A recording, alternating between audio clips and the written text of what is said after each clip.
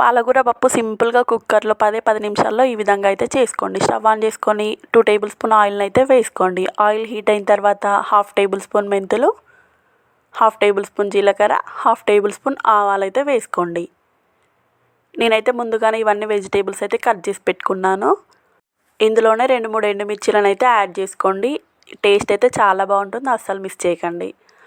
ఇందులోనే 5-6 పచ్చిమిర్చీలను కూడా చిన్నగా కట్ చేసుకొని వేసుకోండి. అదేవిధంగా ఒక ఆనియన్, మునక్కాయ ముక్కలు, అదేవిధంగా ఒక పెద్ద సైజు క్యారెట్ని అయితే ఈ విధంగా చిన్నగా కట్ చేసుకొని వేసుకోండి. వేసుకొని ఈ మొత్తాన్ని అయితే ఒకసారి కలుపుకొని వేయించుకోండి. ఇది కొంచెం ఫ్రై అయిపోయిన తర్వాత ఇందులోనే 2-3 రెమ్మల కరివేపాకు, అదేవిధంగా పుదీనాను అయితే వేసుకోండి.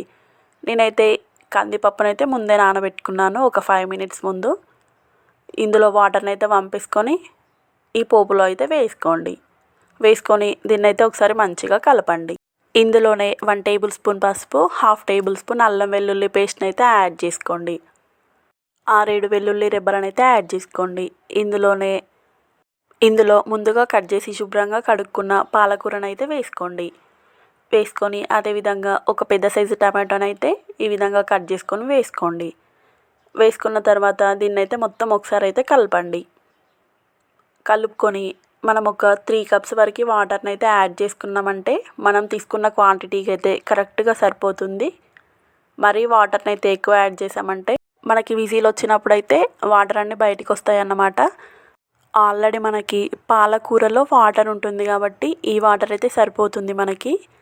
ఈ విధంగా మొత్తం అయితే ఒకసారి కలుపుకొని దీనిపైన మూతనైతే పెట్టుకోండి.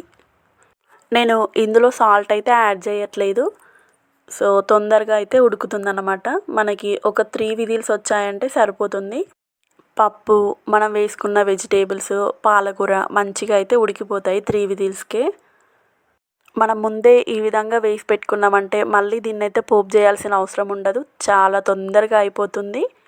చూడండి 3 విజిల్స్ తర్వాత మనకి చాలా చక్కగా ఉడికిపోయింది ఇది మొత్తము. మీరు కనుక మన ఛానల్ని అయితే మొదటిసారి చూస్తున్నట్లయితే సబ్స్క్రైబ్ చేసుకోండి.